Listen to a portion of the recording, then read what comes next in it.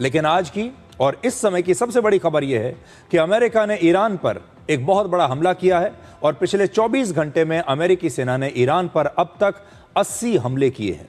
इसके जवाब में ईरान ने भी बहरीन और कुवैत में अमेरिका के 85 सैन्य ठिकानों पर हमले किए हैं। इसके साथ ही अमेरिका और ईरान के बीच युद्ध विराम का समझौता अब खत्म हो चुका है। इसका ऐलान आपको याद होगा खुद अमेरिका के राष्ट्रपति डोनाल्ड ट्रंप ने किया था। ट्रंप ने कहा था, अब ट्रंप ये कह रहे हैं कि ईरान के नेता झूठे, मक्कार और धोखेबाज हैं और अब वो ईरान के नेताओं से कभी बात नहीं करना चाहते। 17 जून को अमेरिका और ईरान के बीच युद्ध विराम का समझौता हुआ था और यह समझौता सिर्फ 21 दिनों में ही टूट गया। इसके साथ ट्रंप ने ईरान को चेतावनी भी दी है कि अमेरिका आज रात ईरान पर एक बहुत बड़ा हमला करेगा। इसका मतलब यह है कि ईरान के पूर्व supreme leader Ayatollah Ali Khamenei की अंतिम यात्रा के बीच ही अमेरिका और ईरान का यह युद्ध दोबारा शुरू हो चुका है। तो आप देखिए, एक तरफ खामेनेई की शव यात्रा निकल रही है, अंतिम यात्रा निकल रही है, और दूसरी तरफ अमेरिका और ईरान के बीच यह युद्ध फिर से शुरू हो गया है।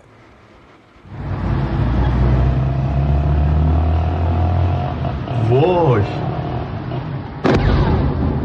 Woj.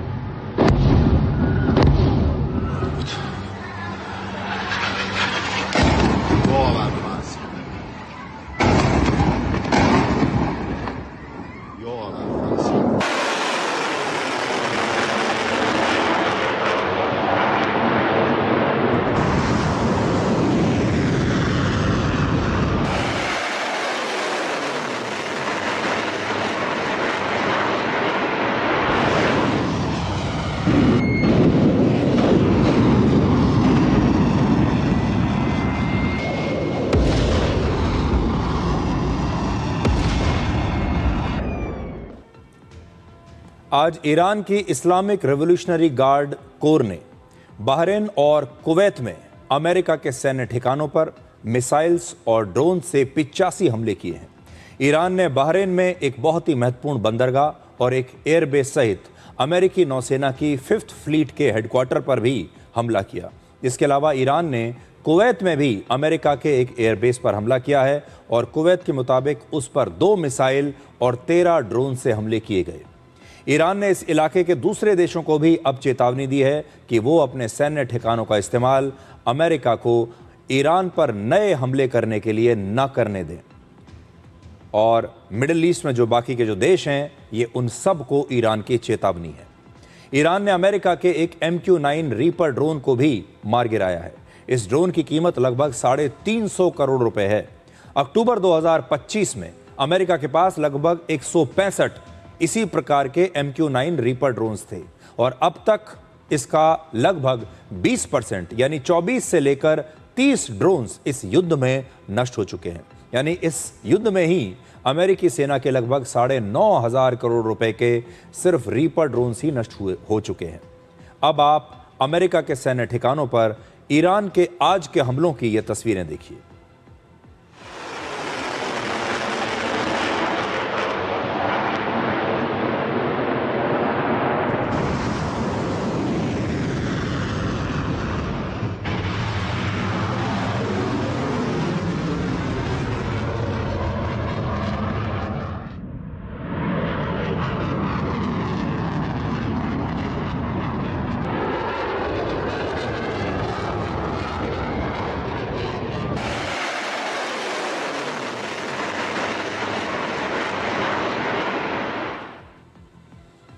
तो अमेरिका ने जो लगभग 80 हमले किए हैं, उसके जरिए अमेरिका की कोशिश थी कि वो ईरान को ज्यादा से ज्यादा नुकसान पहुंचाए।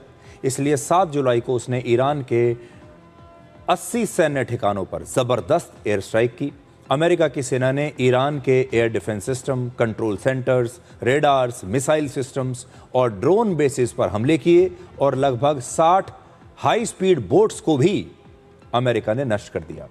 अमेरिका के मुताबिक यह हमला ईरान पर 10 दिन पहले किए गए हमलों के मुकाबले 4 से 5 गुना ज्यादा बड़ा और ताकतवर था।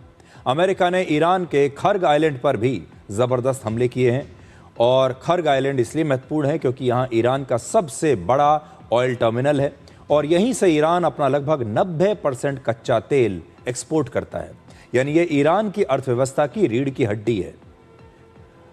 हॉर्मुज के पास मौजूद ईरान का सबसे बड़ा द्वीप है जिसका नाम है केश्म आइलैंड, और यहां तेल और गैस के बड़े भंडार मौजूद हैं इसी जगह।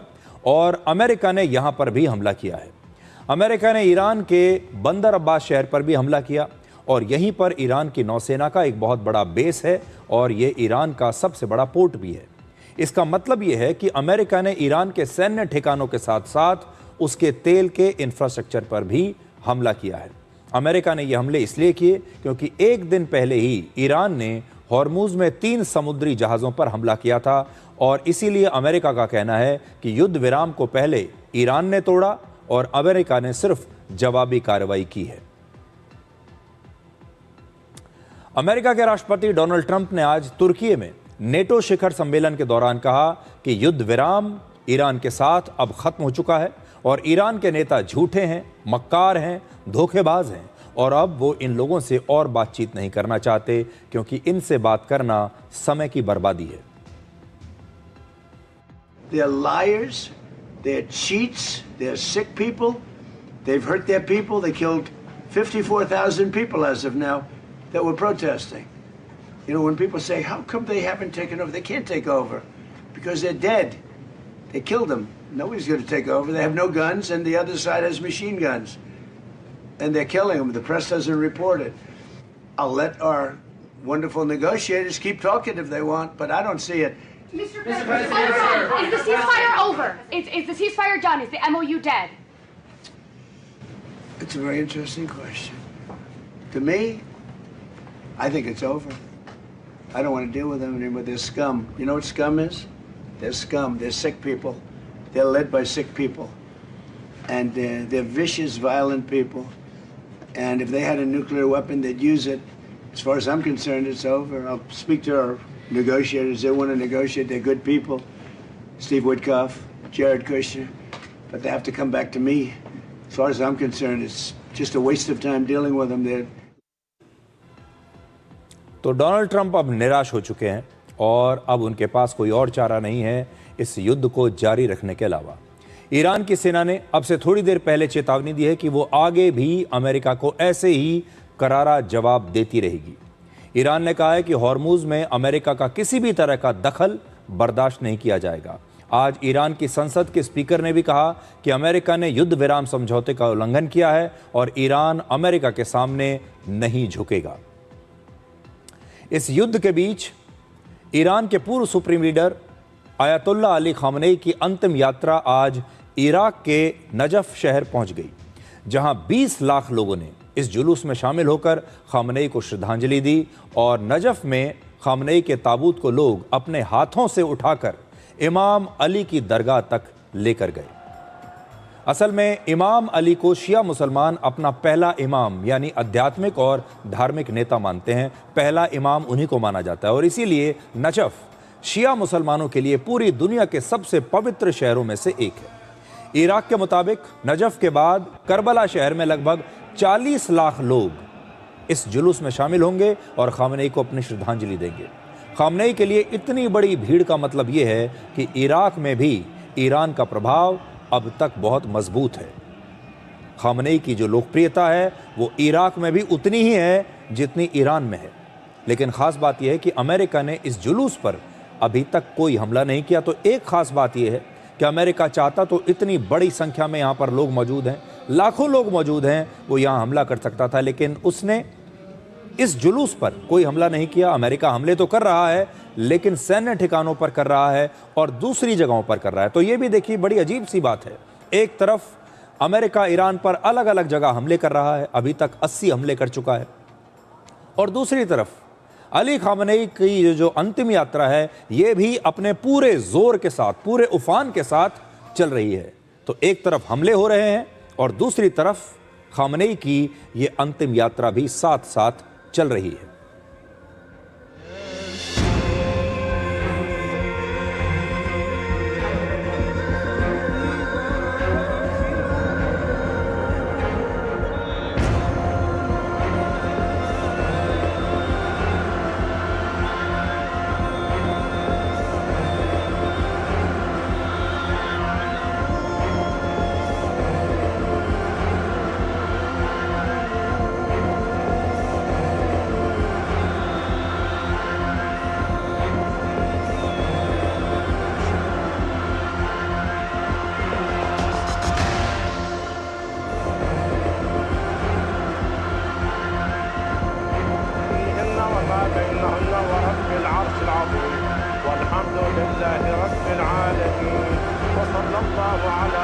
محمد وآله الطيبين الطاهرين.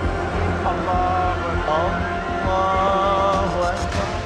أنزل الرحمن من شيء إن أنتم إلا تكذبون.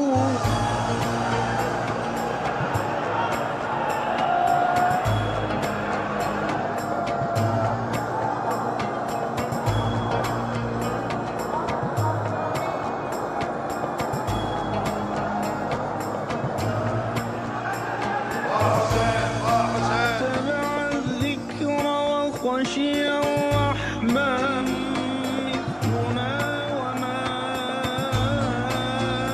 أنزل قالوا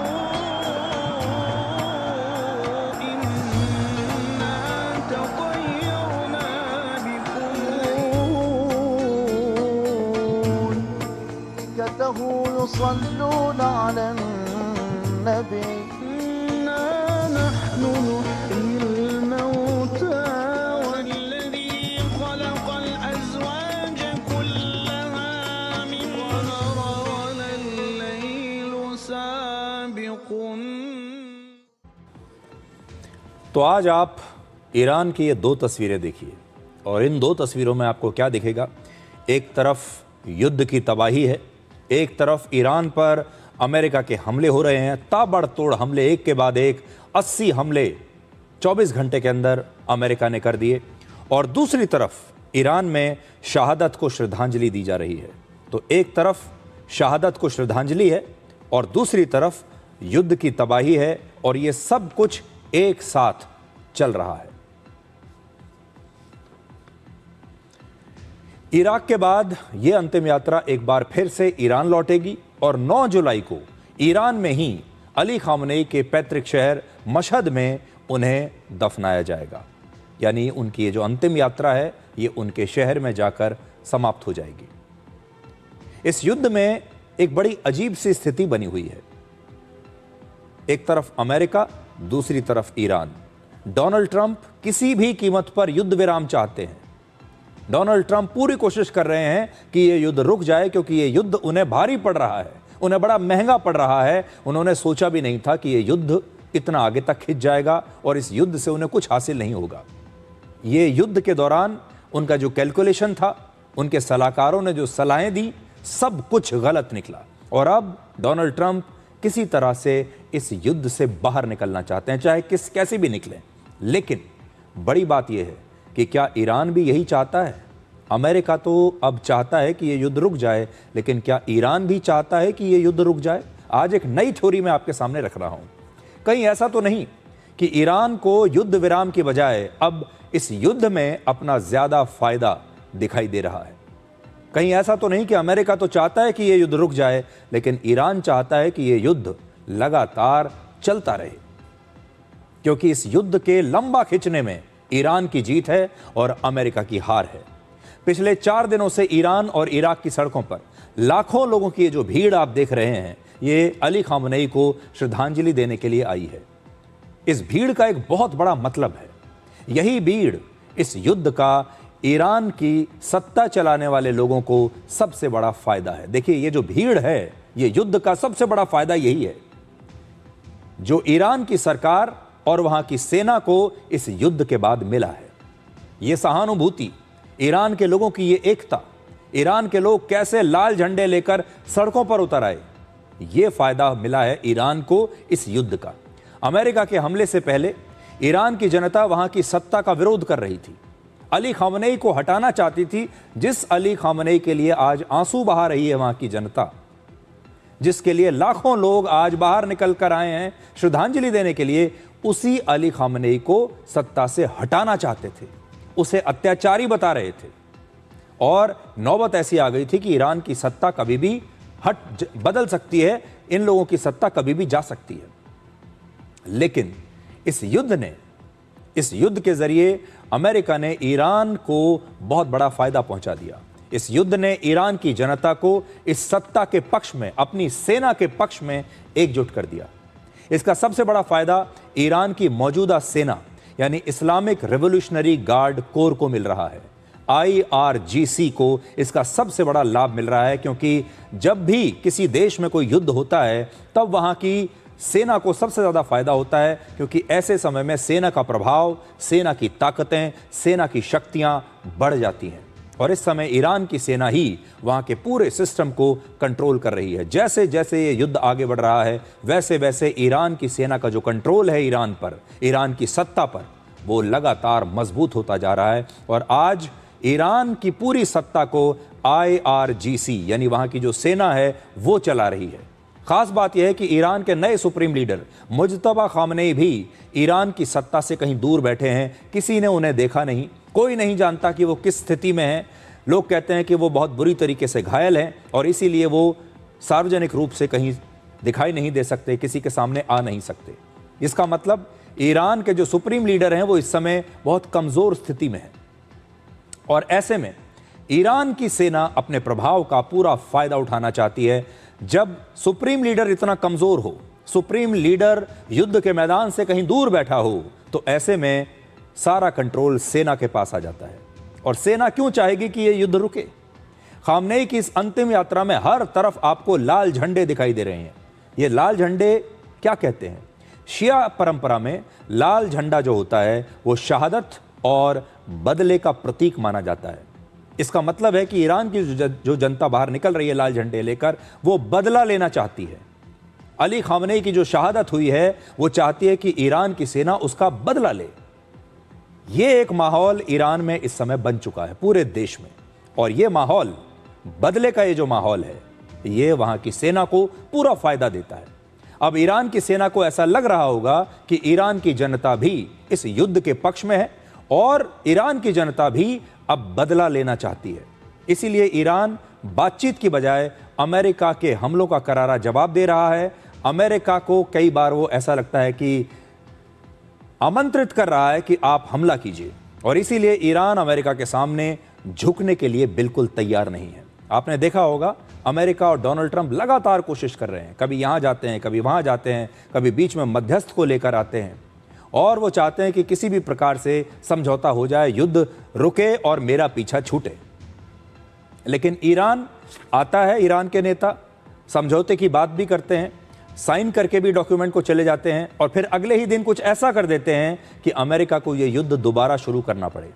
इसलिए कई बार ऐसा शक होता है कि शायद ईरान ऐसा चाहता ही नहीं है। और बड़ी बात यह है कि जब तक अली खामनेई जैसे शक्तिशाली सुप्रीम लीडर ईरान में थे तो वो सबको कंट्रोल में रखते थे, सबको साथ में लेकर चलते थे। तब वहां की सेना का पूरा कंट्रोल नहीं था, क्योंकि उनके ऊपर एक बहुत ही शक्तिशाली नेता बैठा था। अब उस शक्तिशाली नेता की जो छत्र छाया है वो हट चुकी है।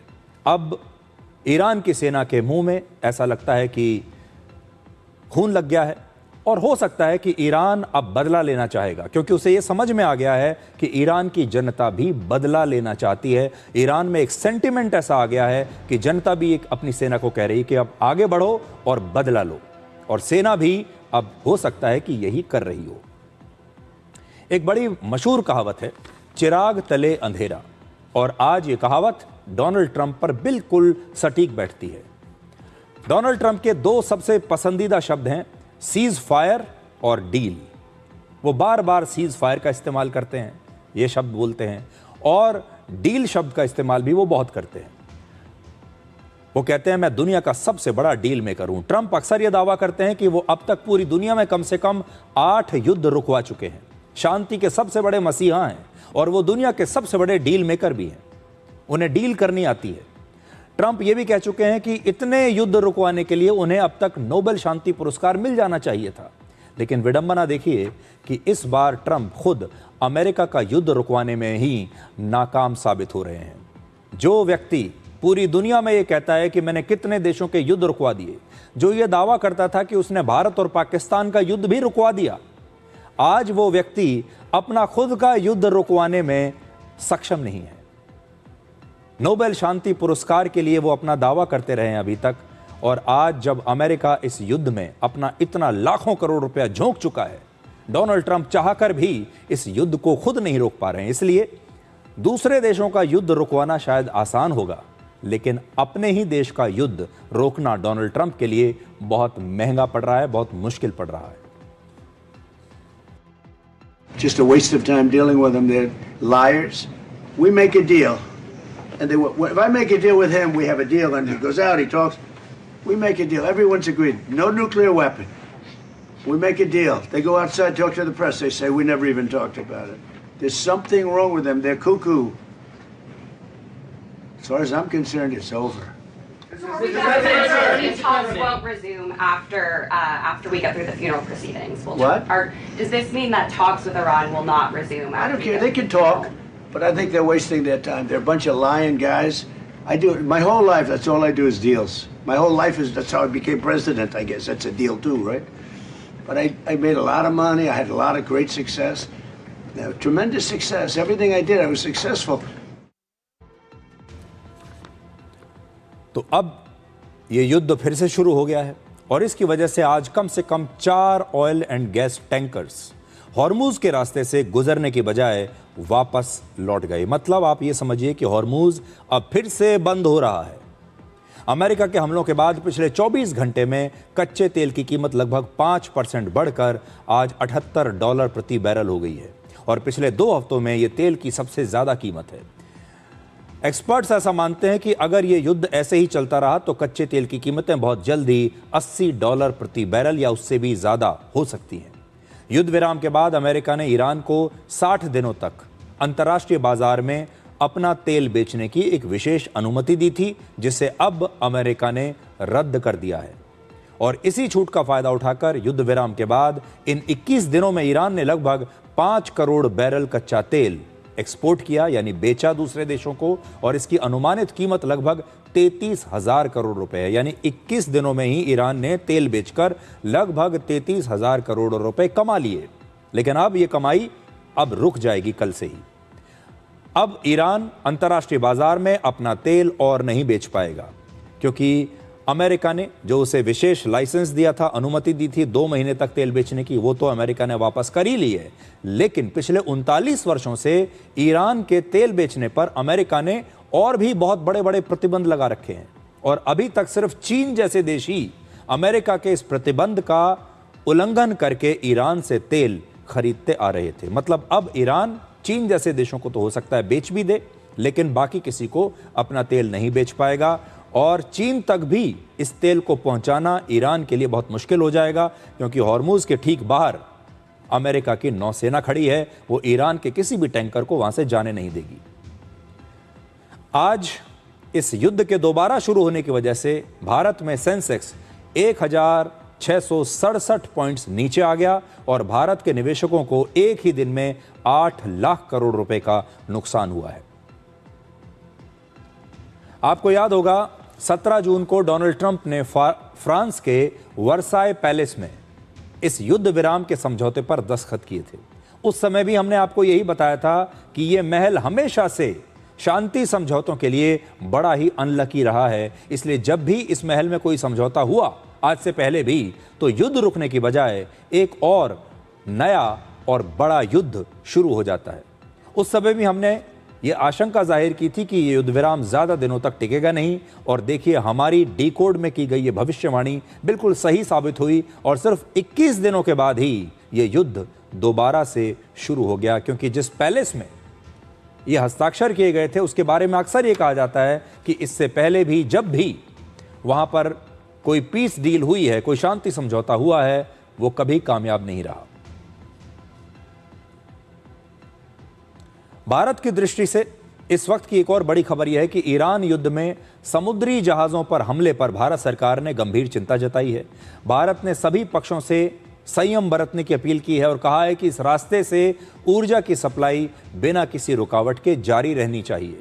भारत सरकार ने सभी पक्षों से कहा है कि वो बातचीत और कूटनीति का रास्ता अपनाएं और किसी भी तरह से शांति स्थापित करें। लेकिन आज आप सबके दिमाग में ये बात जरूर होगी, पूरी दुनिया ने चैन की सांस ली थी जब ये युद्ध रुका था 17 जून को, और लोगों को लगा था कि अब दुनिया भर में उनकी जिंदगी वापस नॉर्मलसी की तरफ आ जाएगी, अब जीवन सामान्य होने लगेगा। धीरे धीरे जो तेल की कमी हो रही है, महंगाई हो रही है, वो धीरे धीरे ठीक हो जाएगी। पूरी दुनिया के लोगों ने ऐसा सोचा था, लेकिन अब पूरी दुनिया में एक बार फिर से वही बेचैनी शुरू हो गई है। इसलिए मैं आपको बता दूं कि अब जब ये युद्ध दोबारा से शुरू हुआ है तो क्या क्या हो सकता है। पहली बात तो यह है कि दुनिया में एक बार फिर से अनिश्चितता आ जाएगी। किसी भी तरह की इन्वेस्टमेंट को लेकर, किसी भी बड़े फैसले को लेकर पूरी दुनिया में एक अनिश्चितता का माहौल रहेगा। स्टेबिलिटी खत्म हो जाएगी। दूसरा, स्टॉक मार्केट जो है, चाहे हमारे देश की हो या दूसरे देशों की भी हो, स्टॉक मार्केट क्रैश करेंगी। तीसरी बात, ऑयल जो है, तेल का जो दाम है वो पूरी दुनिया में एक बार फिर से बढ़ेगा। पूरी दुनिया के जो बड़े बड़े देश हैं अब फिर से अपने देश के लोगों को कहेंगे कि भाई आप तेल का इस्तेमाल कम कीजिए, तेल के दाम बढ़ाने भी पड़ सकते हैं और तेल का दाम बढ़ेगा। और तेल का दाम अगर बढ़ा तो फिर से और ज़्यादा महंगाई भी बढ़ सकती है। इसलिए तैयार रहिए और ये प्रार्थना कीजिए कि ये युद्ध जल्दी से जल्दी ख़त्म हो जाए, वरना ये जो सारी चीज़ें मैंने आपको बताई हैं ये लोगों की ज़िंदगी में प्रवेश कर जाएगी, ये अनिश्चितता। और उसके बाद चाहे भारत हो चाहे कोई और देश हो, ये पूरी दुनिया के आम जो जनता है, आम लोग हैं, ये युद्ध उन्हें बुरी तरीके से प्रभावित करेगा।